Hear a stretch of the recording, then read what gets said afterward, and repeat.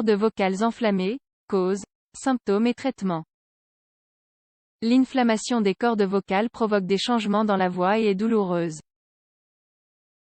Elle est parfois d'origine infectieuse mais, d'autres fois, elle peut être le résultat d'un effort excessif de la voix. Comment la traite-t-on? Nous allons vous le détailler dans cet article. Lorsque nous avons les cordes vocales enflammées, notre voix devient bizarre et une gêne particulière dans le cou nous informe que quelque chose ne va pas. En hiver, nous l'associons au froid et au changement de température. Cependant, il peut aussi y avoir des pathologies professionnelles derrière ce trouble. Les cordes vocales sont de très petits muscles qui se trouvent dans le larynx. C'est là que passe l'air pour que nous parlions, grâce aux vibrations que ces fibres ressentent. Quand le liquide inflammatoire s'accumule dans la région, il est logique de penser que nous ne parlerons pas de la même façon. Les causes des cordes vocales enflammées. Les cordes vocales peuvent s'enflammer toutes seules, sur toute leur longueur ou comme conséquence d'un processus de croissance sur leur surface. Nous pourrions cependant dire, plus en profondeur, que les causes peuvent être infectieuses ou non infectieuses. Parmi les agents infectieux, nous retrouvons les virus et les bactéries. Les laryngites ayant cette origine ont leur pic d'apparition en automne et en hiver, quand les faibles températures favorisent la propagation de particules virales et de micro-organismes qui colonisent la zone anatomique. Pour se défendre, le système immunitaire mobilise des globules blancs et des immunoglobulines dans la région, ce qui augmente le flux de liquide qui, face à la minceur des cordes, les font se bloquer. Leur fonctionnalité est donc réduite tout au long du processus. Les laryngites infectieuses peuvent durer jusqu'à 3 semaines, et très souvent alors que l'agent initial n'est plus là. Ceci est dû au fait que la réaction immunitaire se prolonge dans le temps et que l'inflammation persiste, en dépit de l'absence de ce qui l'a causée. De leur côté, les formes non infectieuses de la laryngite ont surtout des origines professionnelles. Les enseignants, les professeurs et les orateurs savent bien que ne pas prendre soin de leur voix et faire des efforts excessifs avec cette dernière peut mener à l'apparition de nodules et de polypes. Les cordes vocales enflammées dans le domaine professionnel sont un sujet d'étude pour la médecine légale. On les considère comme une conséquence du manque de prévention dans les espaces de travail, et en particulier dans les écoles. Face à une utilisation excessive de la voix pendant de longues périodes de temps, sans repos, sans hydratation et avec de hauts niveaux sonores, les petits muscles du larynx accumulent du liquide à cause des frottements qu'il y a entre eux.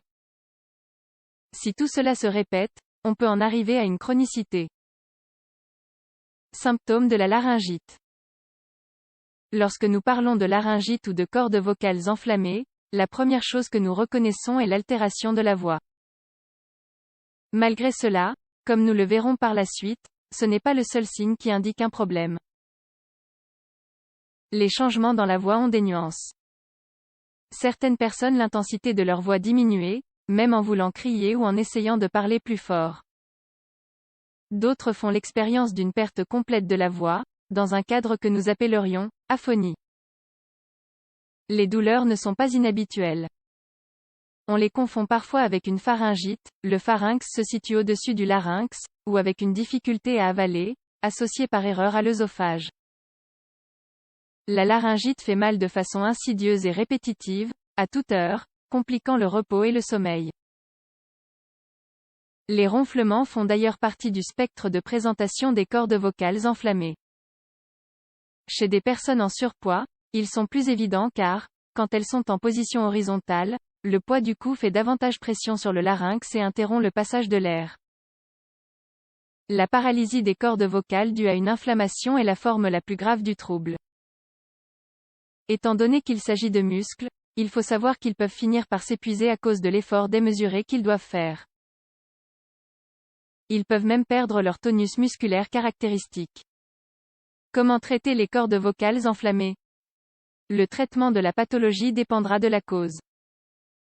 Une laryngite virale n'a rien à voir avec un polype dans les cordes à cause d'une maladie professionnelle. Le traitement à long terme d'une personne souffrant de dysphonie chronique est, de la même façon, très différent du traitement d'une aphonie par infection qui guérira en quelques jours. Analysons maintenant les maladies les plus fréquentes qui peuvent se produire et comment les soigner. Laryngite virale, il s'agit de l'infection la plus habituelle des cordes vocales. Il n'y a pas de traitement spécifique car les antibiotiques sont inutiles. Il suffit alors de reposer sa voix et de récupérer. On a parfois besoin d'anti-inflammatoires pour calmer la douleur et aider à fluidifier les sécrétions. Les antitussifs ne sont pas recommandés car ils ne procurent aucun bénéfice.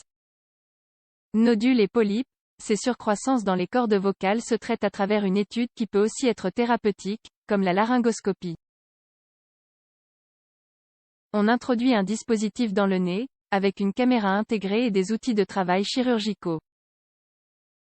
En cas de besoin, on fait une incision pour les retirer et, si cela n'est pas possible, on propose un travail de rééducation avec des audiologistes.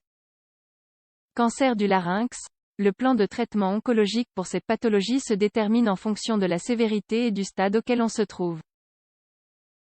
Cela permettra de savoir s'il faut une chirurgie, une radiothérapie, une chimiothérapie ou une combinaison des trois. Quand consulter face à la présence d'altération de la voix? Les cordes vocales sont des organes délicats. Leur soin est fondamental car notre voix nous permet de communiquer avec les autres, à un niveau d'expression qui se ressent si nous ne le possédons pas ou l'avons perdu. En cas de dysphonie, d'aphonie ou de mal de gorge, le mieux est de consulter un médecin. S'il s'agit d'une laryngite virale, il prescrira un traitement classique et du repos.